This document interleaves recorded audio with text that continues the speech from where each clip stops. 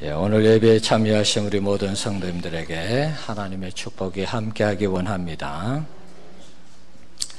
남편을 몹시 구박하는 부인이 있었습니다. 남편이 무슨 말만 하면 당신이 뭘 안다고 그래 그러면서 구박을 했습니다. 그래서 남편은 부인 앞에서 제대로 말을 못합니다. 어느 날 병원에서 부인한테 전화가 걸려왔습니다. 남편이 교통사고를 당했으니 빨리 병원으로 오라는 그러한 내용이었습니다.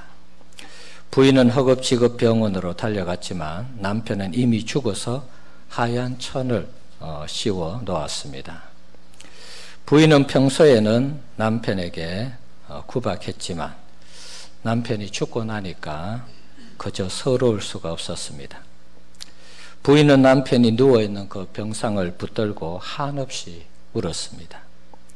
부인이 한창 울고 있는데 그때 남편이 천을 슬그머니 내리면서 말을 했습니다. 여보, 나 안 죽었어. 자, 그러자 부인은 울다가 말고 남편에게 소리를 버럭 질렀습니다. 당신이 뭘 알아? 의사가 죽었다는데. 예. 우리 성도님들 5월 이 가정의 달에 가정이 좀 편안하시고 또 행복하신지 모르겠어요. 자, 오늘은 가정의 주일입니다.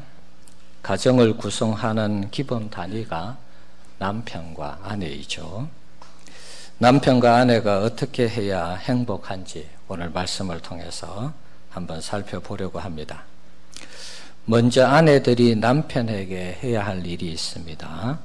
아내들은 남편에게 복종해야 된다 이렇게 말씀합니다.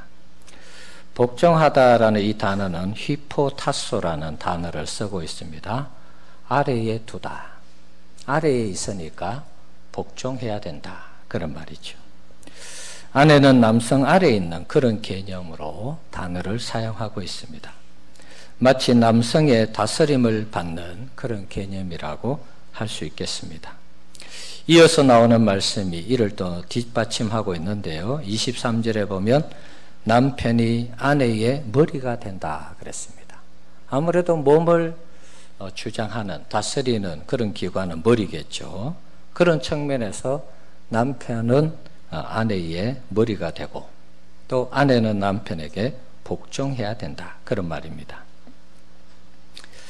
자, 마치 그리스도가 교회의 머리가 되는 것처럼 24절에 보면 교회가 그리스도에게 하듯 아내들은 범사에 자기 남편에게 복종하라 이렇게 말씀하고 있습니다. 남성들은 옳거니 잘됐다. 이제부터 우리 아내들은 내게 무조건 복종해야 돼. 그러면서 어떤 이 아내들은 열등의식을 느낄 수 있는데 그런 내용은 아닙니다. 열등의식을 느끼기 위해서 복종시키고자 하는 그런 말씀의 내용은 아니라는 것입니다. 교회가 열등해서 주께 복종하는 것입니까? 그건 아니죠. 그래서 아내가 남편에게 복종하는 이 이미지를 교회가 그리스도께 복종하는 것으로 비유를 들고 있어요. 그렇다면 교회가 열등해서 주께 복종하는 것입니까? 그건 아니잖아요. 주님의 사랑이 고마워서 주의 사랑과 은혜가 차고 넘쳐서 우리가 주님께 자발적으로 스스로 복종하는 것이죠. 여기에는 강제력이 없는 것입니다. 자발적인 것이 있는 것입니다. 자, 그런 측면에서 아내가 남편에게 복종하는 것은 가정을 세움에 있어서 남성의 역할이 여성보다 조금 더 주도적인 가정을 주도해 나가는 그런 면이 있다는 것을 강조하고 있는 것입니다. 그래서 우리 아내들은 남편에게 열등의식을 느끼고 복종하는 것이 아니라 교회가 주께 사랑을 입었고 은혜를 입어서 복종하는 것처럼 남편을 존중히 여기면서 복종하는 그런 관계라는 거 기억을 하셔야 되겠습니다. 자, 이에 비해 남편은 아내에게 어떻게 해야 됩니까? 사랑해야 된다라고 말씀하고 있습니다. 자, 여기에 쓰인 사랑의 단어는 아가파오라는 그런 단어입니다. 우리가 잘 아는 내용이죠. 아가페 사랑, 조금 변형된 그런 단어이기도 합니다만 내용은 똑같습니다. 에로스 사랑은 자기 중심적인 그런 사랑이지만 아가페 사랑은 자기를 헌신하는 그런 사랑이죠. 부모가 자식을 사랑할 때에 계산적으로 사랑하지 않지 않습니까? 그걸 얘기하는 것입니다. 남편이 아내를 사랑함에 있어서 계산적으로 사랑하지 않습니다. 그리고 자기 중심적으로 사랑해서는 안 된다는 것입니다. 아내의 존재 자체를 사랑하는 것입니다. 아내가 어떻든 어떤 상태든 상관없이 아내의 있는 모습 그대로 사랑하는 것입니다. 내 자식이 공부 못한다고 여러분 사랑하지 않습니까? 내 자식이 뭔가 좀 부족하다고 해서 사랑할 수 없을까요? 그건 아니죠. 내 자식이니까 무조건 사랑하는 것입니다. 마찬가지로 우리가 아내를 사랑함에 있어서도 어떤 조건을 달아서는 안 되는 것입니다. 사랑하되 어느 정도 사랑해야 되는가? 25절에 보면 그리스도께서 교회를 사랑하시고 자신을 주신 것처럼 사랑해야 된다. 이렇게 말씀하고 있습니다. 남편의 사랑에는 자기 희생과 자기 헌신이 있어야 함을 강조하고 있습니다. 주님이 교회를 위해서 자신의 몸을 내어주셨고 십자가에서 자신의 몸을 찢어주셨습니다. 십자가에서 피를 흘리심으로 교회를 탄생하게 했습니다. 자기 희생과 자기 헌신이 있었던 것입니다. 마찬가지로 남편이 아내를 사랑함에 있어서 자기를 헌신하고 자기를 희생하는 이런 사랑이 있어야 된다는 것입니다. 그럴 때에 그 아내가 아름답게 세워진다는 것입니다. 28절은 남편에게 부탁하기를 아내를 사랑함에 있어서 자기 자신을 사랑하는 것 같이 사랑하라. 또 이렇게 권면하고 있습니다. 주님이 교회를 사랑하신 자기 희생, 자기 헌신과 더불어서 자기 자신을 사랑하는 것만큼 아내를 사랑해야 된다. 그렇게 말씀하고 있는 것입니다. 자기 아내를 사랑하는 자가 자신을 사랑한다. 반대로 생각하면 아내를 사랑하지 않는 자는 자기를 사랑하지 않는 자가 되는 것입니다. 여러분이 남편이 아내를 구박한다면 자기 아내를 사랑하지 않는 것이죠. 그것은 자기를 사랑하지 않는 것과 같은 것입니다. 남편은 복종만 강조할 것이 아니라 아내를 자신처럼 사랑하고 정말 주님이 교회를 사랑하신 것처럼 사랑해야 되는 것입니다. 반대로 아내들은 남편에게 복종하지 않고 자기만 사랑해 달라고 하면 그것도 비성경적인 내용인 것입니다. 자, 이로보건대 부부가 행복한 가정을 이루려면 상호 보완적인 그런 작용이 있다는 것을 알 수 있습니다. 누군가가 일방적으로 희생을 강요하고 강조해서는 안 된다는 것입니다. 부부로서 남편과 아내가 자신의 책임과 의무를 다할 때 그 가정이 행복하고 건강한 가정이 되는 것입니다. 자, 한번 따라합시다. 남편은 아내를 사랑하자.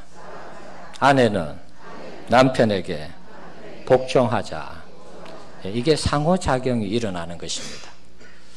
남편의 아내를 주님께서 교회를 사랑하신 것처럼 그렇게 사랑하고 또 아내는 교회가 주께 복종하는 것처럼 남편에게 복종할 때 이게 상호작용을 통해서 가정이 건강하고 행복한 가정이 되는 것입니다. 매튜 헬리라는 성경 주석가는 이런 말을 했습니다. 여자는 아담의 옆구리로 만들어졌다. 여자는 남자를 지배하기 위해 남자의 머리로 만들어지지 않았고 남자에 의해 짓밟히도록 남자의 발로 만들어지지 않았고 오히려 남자와 동등하도록 남자의 옆구리로 만들어졌고 남자의 팔 아래에서 보호되고 사랑받기 위해 남자의 심장에 가까운 곳에서 만들어졌다. 이렇게 말을 하고 있습니다. 어떻게 보면 동반자죠. 남성의 이 갈비뼈, 옆구리에 있는 갈비뼈를 취해서 아내를 만들었는데 같이 나란히 동반자의 모습을 가지고 아내는 남편에게 복종하고 남편은 아내를 사랑하는 이런 모습으로 살아갈 때 가정이 건강한 가정, 행복한 가정이 되도록 했다는 것입니다. 정철 씨가 썼는 인생의 목적이라는 책이 있습니다. 자, 정철은 과거에 돌아가신 그 스님을 얘기하는 분은 아닙니다. 인생의 목적어 중에 이런 내용이 있습니다. 왜 부부는 나란히 서야 합니까? 부부, 지아비 부와 지엄이 부가 나란히 서 있는 상태를 부부라고 합니다. 지아비가 몇 걸음 앞으로 가면 부부는 두부가 됩니다. 예, 남편이 먼저 앞장서서 나가게 되면 부부가 아니고 두부가 된다 그럽니다. 두부, 먹는 두부 아시죠? 아무 힘도 쓸 수 없는 허물허물한 관계가 되고 맙니다. 지엄이가 몇 걸음 앞으로 가면 부부는 부두가 됩니다. 부두, 예, 배가 정박하는 부두를 가리키는 것입니다. 부둣가에서는 늘 눈물 찢고 이별하는 장면이 연출됩니다. 나란히 서야 부부입니다. 나란히 가야 부부입니다. 자, 정철 씨가 말하는 이 부부에 대한 부분은 남편과 아내가 나란히 가야 된다는 것입니다. 어떻게 보면 매튜 헨리 이 주석 번역가가 얘기한 것, 주석가가 얘기한 것처럼 역시 동반자의 관계로 부부가 나란히 가야 되는 것을 말하고 있습니다. 신앙은 하나님과 동행이고 부부는 남편과 아내가 동행하는 것입니다. 아름다운 동행을 위해서는 세 가지가 같아야 합니다. 목적지가 같아야 되고 경로가 같아야 되고 속도가 같아야 되는 것입니다. 목적지를 가리켜서 비전이라고 합니다. 경로를 가리켜서 과정이라고 합니다. 속도는 배려라는 말로 바꿀 수 있습니다. 보폭을 맞춰주는 그런 것을 의미합니다.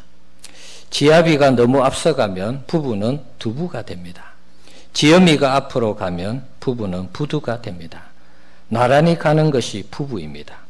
하나님이 주신 비전, 그 비전에 이르는 과정의 올바름, 그 비전을 향해 나란히 가는 배려, 이 세 가지의 조화 속에 가정은 거룩하고 행복해진다는 것입니다. 부부는 동반자의 의식을 가지고 나란히 가야 되겠습니다.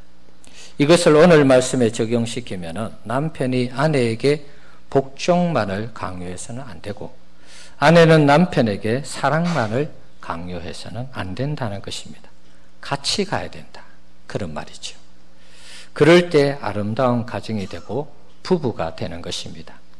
서로가 감당해야 되는 의무와 책임이 있는 것입니다. 한쪽에서만 일방적으로 강요하면 안 되는 것입니다.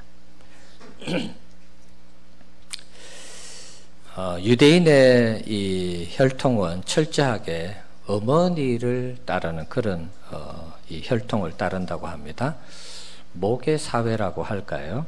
어머니가 중요한 역할을 한다 그런 말입니다. 유대인 어머니에게 태어나 교육을 받고 성장한 자녀만이 유대인이 된다고 합니다. 유대인들은 어머니를 가정의 중심이요 인생의 스승으로 여깁니다. 한 유대인 어머니가 결혼을 앞둔 딸에게 보낸 편지를 소개하겠습니다. 화면 한번 보여주실래요? 여러분 눈으로 한번 보시기 바랍니다. 사랑하는 딸아, 내가 남편을 왕처럼 섬긴다면 너는 여왕이 될 것이다. 만약 남편을 돈이나 벌어오는 하인으로 여긴다면 너도 하녀가 될 뿐이다. 내가 지나친 자존심과 고집으로 남편을 무시하면 그는 폭력으로 너를 다스릴 것이다. 만일 남편의 친구나 가족이 방문하거든 밝은 표정으로 정성껏 대접하라. 그러면 남편이 너를 소중한 보석으로 여길 것이다. 항상 가정의 마음을 두고 남편을 공경하라. 그러면 그가 내 머리에 영광의 관을 씌울 것이다. 자, 유대인의 어머니가 결혼을 앞둔 딸에게 보내는 편지인데 딸이 어떻게 해야 되는지 그 내용들을 소개하고 있습니다. 딸이 어떻게 해야 되느냐에 따라서 남편의 상황이 달라질 수 있음을 말씀하고 있습니다. 그래서 이 말씀을 보면, 이 내용을 보면 행복한 부부는 일방적으로 해서는 안 되고요. 서로가 격려하면서 배려하면서 가정을 세워가야 된다는 것입니다. 불행한 부부는 서로 공격하고 무시합니다.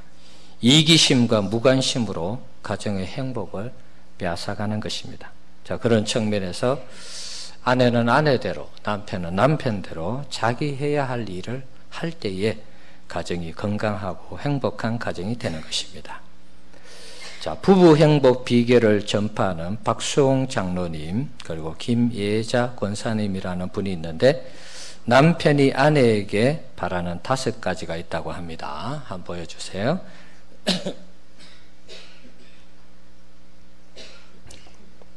자, 글씨가 좀 작아서 뭐 다 눈에 들어오실지 모르겠습니다. 제가 한번 읽어보겠습니다.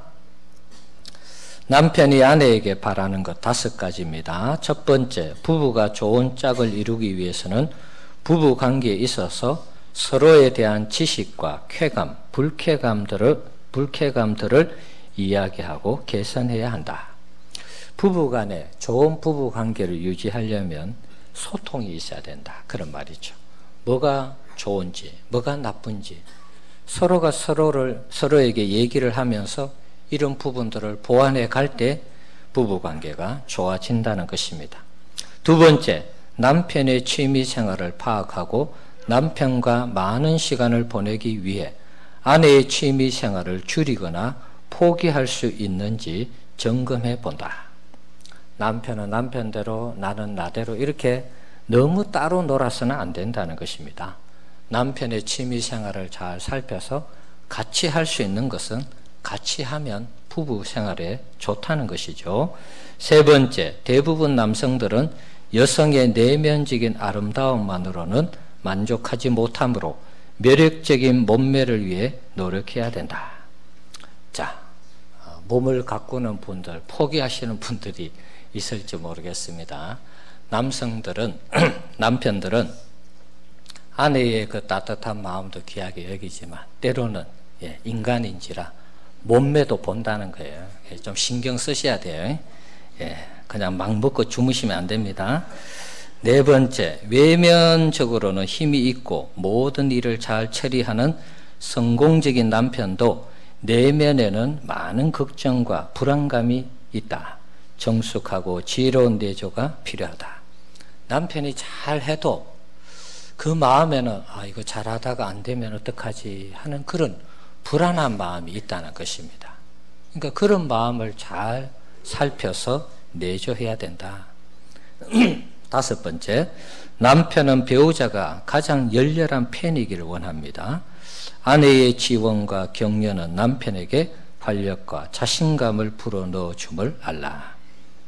우리 아내들이 남편의 팬이 돼야 돼요. 당신이 최고라고 하는 어떤 그런 부분들을 인정해 줄 필요가 있는 것입니다.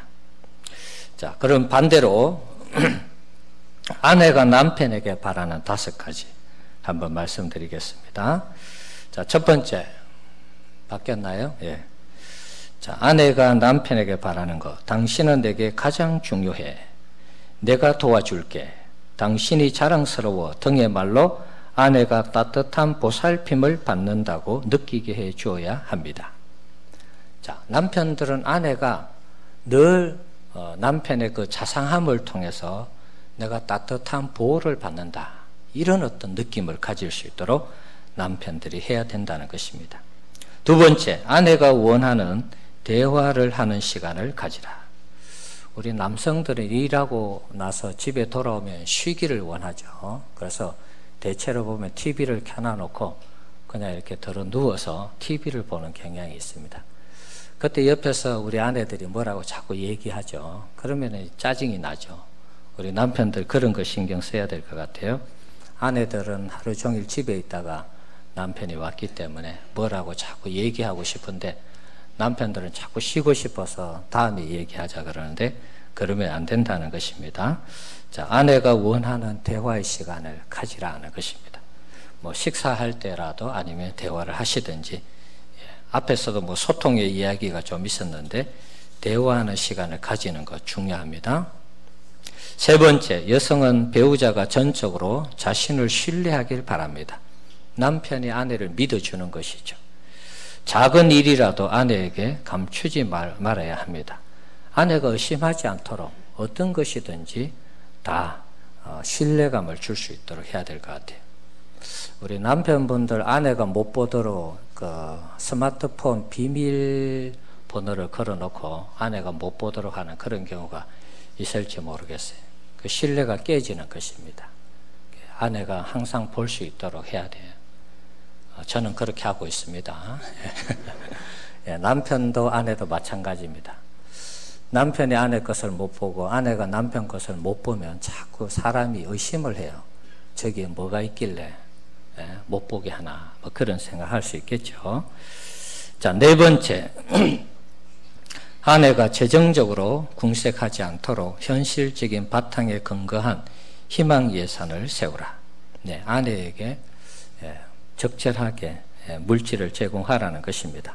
뭐 가정마다 재정 관리를 누가 하느냐에 따라 조금씩 다를 수는 있겠죠. 자, 하여튼 아내들이 재정에 대해서 궁색하지 않도록 해주라는 것.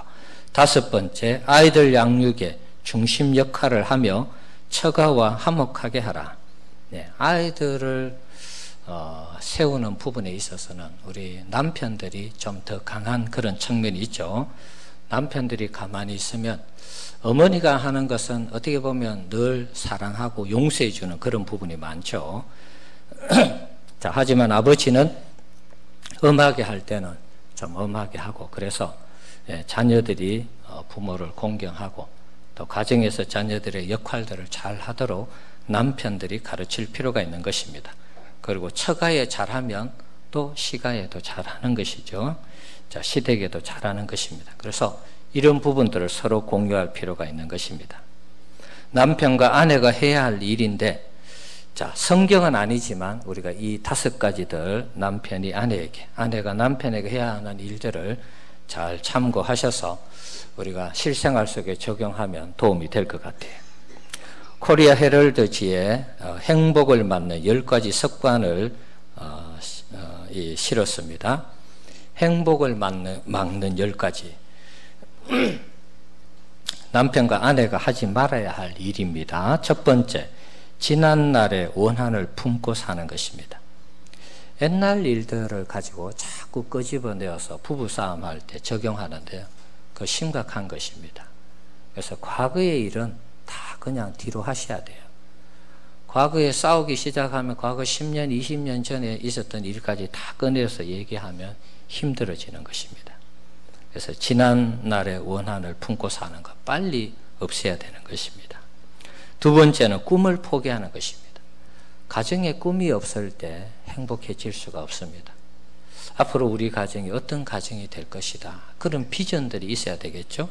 그러면서 함께 가정을 세워갈 때 행복한 것이죠. 내일에 대한 희망이 없으면 우리가 뭘 해도 재미가 없고 행복할 수가 없는 것입니다. 세 번째, 즐거움을 주는 일이 하나도 없는 것. 가정에서 서로에게 기쁜 일이 있어야 되겠죠. 서로에게 뭐 외식을 한다든지 문화생활을 한다든지 서로에게 즐겁게 하는 이런 일들이 있어야 되겠습니다.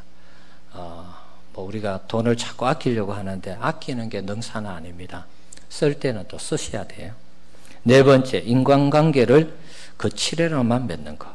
네, 사람들과의 관계를 잘 맺어야 되겠습니다. 사람들이 좋은 친구들이 찾아오면 가정의 활력소가 됩니다. 물론 또 찾아갈 때도 있겠죠. 인간관계를 거칠애로 가지면 오는 사람도 없고 가는 사람도 없고 너무 힘들 수 있습니다. 다섯 번째, 남과 비교하는 것. 남들과 비교하면 불행해지는 것입니다. 비교하지 마시고 내 남편은 내 남편대로, 내 아내는 내 아내대로 장점을 살려서 자꾸 그 부분들을 서로 격려하면 좋을 것 같아요. 여섯 번째, 새로운 경험보다 물질에만 돈을 투자하는 것. 돈 벌기 위해서 물질을 투자하는 것. 물론 나쁘지는 않지만 뭐 여행도 가고 새로운 경험은 여행 가는 것이죠. 뭐 이런 부분들에 있어서 돈을 아끼지 않아야 된다는 것입니다. 일곱 번째, 창의력을 발휘하지 않고 사는 것. 뭔가 우리의 삶을 자세히 들여다보면 개선할 것이 있습니다. 개선하면은 삶이 더 윤택해지는 부분이 있고 더욱더 우리의 삶이 풍요로워지는 부분들이 있습니다. 그러면 그런 부분들을 개선해 가면 되는 것입니다. 8번째, 지금의 삶에 안주하는 것. 예, 꿈을 포기하는 것하고 좀 비슷할 수 있습니다. 지금의 삶에 안주하면 안 됩니다. 계속 노력하고 발전하기 위해서 뭔가 최선을 다해야 되는 것입니다. 9번째, 남에게 베풀지 않는 것. 여러분, 남을 도와보십시오. 남을 도와주고 사랑을 베풀고 긍휼을 베풀어 보십시오. 왠지 모르는 기쁨이 있습니다. 도움만 받는 것이 아니라 남에게 도움을 주는 그런 사람이 되어야 되겠습니다. 10번째, 현재를 즐기지 못하고 걱정하는 것입니다. 걱정의 7, 80%는 다 쓸데없는 걱정이라 그러죠. 걱정을 앞당겨서 할 필요는 없습니다. 현재 생활 속에서 우리가 먹고 즐기는 이런 부분들도 하나님이 우리 인생에게 허락하신 그런 일입니다. 그래서 현재 생활 속에서 우리가 행복하게, 즐겁게, 기쁘게 살아가는 것 중요한 것입니다. 자, 남편이든 아내이든 잘못된 습관이 있으면 고쳐야 되겠습니다. 작은 것 하나라도 고치면 이것이 우리 성도님들의 가정에 기쁨이 되고 행복이 될 수 있는 것입니다. 자, 마지막으로 부부가 행복해지기 위해서 6가지 법칙이 있습니다. 자, 첫 번째는 산울림의 법칙입니다. 자, 한 소년이 엄마의 품에 안겨서 울먹거립니다. 엄마, 산이 날 보고 자꾸 바보라 그래. 그래서 엄마가 물었습니다. 너가 산에 대고 뭐라고 그랬냐? 야, 이 바보야 그랬죠. 그러니까 울림이 바보야 바보야, 그러니까 너가 바보라고 하는 거야. 그럼 내일부터 산에 가서 이 천재야 그렇게 하라고 했습니다. 그러니까 천재야 천재야 천재야 그런 기분이 좋은 것이죠. 자, 부부도 마찬가지입니다. 대접받고자 하는 대로 대접하는 것이 부부의 황금률입니다. 그래서 아내에게 원하는 거, 부부에게 원하는 거, 이런 부분들이 있다면 그것을 가지고 먼저 하라는 것입니다. 내가 가만히 있는 것이 아니고 먼저 대접하면 아내도 하고 남편도 한다는 것입니다. 두 번째는 실과 바늘의 법칙입니다. 부부란 실과 바늘의 악장이라고 할 수 있습니다. 바늘이 너무 빨리 가면 실이 끊어지고 바늘이 너무 느리면 실이 엉키는 것이죠. 그렇다고 바늘 대신 실을 잡아당기면 실과 바늘은 따로 놀게 되는 것입니다. 그래서 부부는 실과 바늘처럼 항상 같이 가야 된다는 거, 아까 동반자의 역할 얘기했죠. 세 번째, 수영의 법칙입니다. 수영을 배워서 물에 뛰어드는 사람 없죠. 물속에 들어가서 수영을 배웁니다. 마찬가지로 사랑의 이치를 다 배워서 결혼하게 되는 사람은 없습니다. 결혼을 통해서 사랑의 이치를 깨달아가는 것입니다. 우리가 이게 참 처음 이 결혼을 하고 참 어려운 게 그런 것이죠. 처음에는 뭐 서로 둘이 좋은 것만 보고 결혼을 했는데 살다 보니까 이제 뭐 안 좋은 것도 보이죠. 자, 그러면서 이제 서로 보완하고 맞추어가고 그러는 것이죠. 피차의 이 미숙함을 전제로 하고 살아갈 때 서로 인내할 수 있는 것입니다. 그래서 서로가 약한 부분, 연약한 부분들을 보면서 서로 고쳐가고 그러면 되는 것입니다. 자, 완벽한 가운데 결혼을 할 수가 없는 것입니다. 자, 수영의 법칙. 네 번째, 타이어의 법칙입니다. 사막의 모래에서 차가 빠져나오지 못할 때 그 나오는 방법은 타이어에 바람을 빼는 일이라고 합니다. 아무래도 마찰력을 더 주니까 빠져나올 수 있겠죠. 공기를 빼면은 이 타이어가 아무래도 이 지면과 팽팽하게 이렇게 붙는 면이 많으니까 쉽게 나올 수 있는 것 같아요. 부부가 갈등의 모래사막에 빠져 헤매일 때 즉시 자존심과 자신의 고집이라는 이 바람을 빼야 된다는 것입니다. 서로 자존심만 내세우게 되면 결국은 깨지는 것입니다. 둘 다 살 수 있는 방법은 서로의 자존심, 고집을 내려놓는 것입니다. 다섯 번째, 김치의 법칙입니다. 배추를 사서 김치를 만들 때 그 과정들을 생각해 보십시오. 배추는 5번 이상 죽어야지 김치가 된다고 합니다. 땅에서 뽑힐 때, 그 다음에 칼로 배추의 배를 가를 때, 소금에 절일 때, 매운 고추와 젓갈과 마늘의 양념에 버무릴 때, 입안에서 씹힐 때, 이 5가지가 적용될 때 배추가 5번 죽어서 김치가 된다, 그런 말이죠. 그래서 부부 사이에도 이런 자기를 죽이는 이런 모습들이 있어야 되겠습니다. 행복이 멀리 있는 게 아니고 내 자신을 자꾸 내려놓는 거, 내 자신을 자꾸 죽이는 거, 그러면 남편이 살아나고 아내가 살아나는 것입니다. 6번째, 고객의 법칙입니다. 고객에게는 절대로 화를 내지 않습니다. 항상 미소로 맞이하죠. 상대방이 무엇을 원하든지 재빨리 파악합니다. 그리고 그 일에 최선을 다하는 것입니다. 부부란 서로를 고객으로 여겨서 할 때 그 관계가 멋진 관계가 되는 것입니다. 배우자를 나의 마지막 고객이라고 여기면 그 부부 관계가, 그 부부 사이가 더 좋아지지 않겠습니까? 그래서 이 고객의 법칙, 아내와 남편을 나의 마지막 고객이라 그렇게 생각하고 보살피고 섬기면 좋다는 것입니다. 자, 여러 가지 것들을 제가 좀 말씀드렸습니다. 행복한 부부가 되기 위해서 6가지, 때로는 행복을 막는 10가지 습관들도 나누고요. 또 장로님 권사님이 얘기했던 남편이 아내에게, 아내가 남편에게 해야 되는 5가지 일들, 여러 가지 것들 얘기했습니다. 자, 오늘 이 가정의 주일인데 남편이 해야 되는 일과 아내가 해야 되는 일에 포커스를 맞추다 보니까 성경적인 내용하고 또 세상에서 주로 가정을 건강하게 만드는 그런 부분들을 제가 좀 다루었습니다. 자, 가정의 주일을 맞이해서 남편과 아내가 해야 할 일 우리가 살펴봤습니다. 잘하는 가정도 있을 수 있고 또 잘 못하는 가정도 있을 수 있습니다. 자, 중요한 것은 부부가 함께 노력해야 된다는 것입니다. 어떤 한 사람만 노력해서는 가정이 건강하고 행복한 가정이 될 수 없다는 것입니다. 무엇보다도 남편과 아내 사이를 주님과 교회 관계로 비유하고 있다는 이 사실을 여러분 꼭 기억을 하셔야 되겠습니다. 자, 이것은 무엇을 말하느냐 하면 한 가정을 구성하는 기본 단위 남편과 아내가 바로 하나님의 작은 교회가 된다라는 것입니다. 가정이 교회가 되는 것입니다. 이게 놀라운 하나님의 반전인 것입니다. 우리 가정이 교회와 상관없는 게 아니고 가정 안에서 남편에게 아내가 복종하고 남편이 아내를 사랑하는 그 따뜻함이 가정에서 출발해서 교회를 형성할 때 교회가 행복하고 건강한 교회가 된다는 사실입니다. 반대로 한번 생각해 보십시오. 가정이 엉망이에요. 남편과 아내 사이가 엉망이에요.